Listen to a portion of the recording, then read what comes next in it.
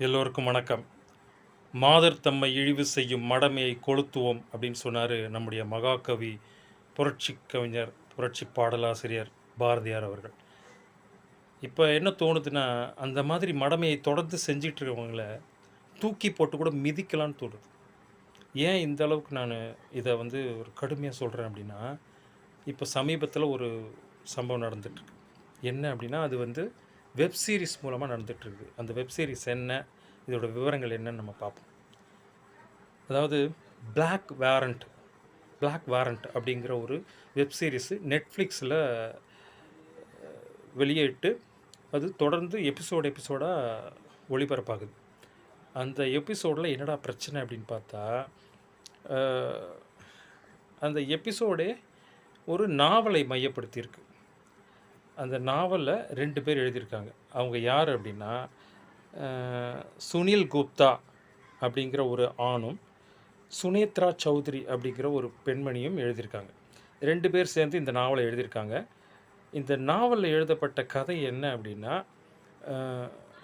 JNU, அதாவது இந்தியாவில் உள்ள டெல்லியில் உள்ள புகழ்பெற்ற பல்கலைக்கழகமான ஜவஹர்லால் நேரு பல்கலைக்கழகத்தில் மாணவர்கள் நிறைய பேர் பல மாநிலங்கள்லேருந்து வந்து படிக்கிறாங்க. அந்த மாணவர்கள் தங்களுடைய உரிமைகளை பெறுவதற்கு பல போராட்டங்கள் காலங்காலமாக நடந்துகிட்ருக்கு. அதில் ஒரு குறிப்பிட்ட ஒரு உரிமை போராட்டம் நடக்குது.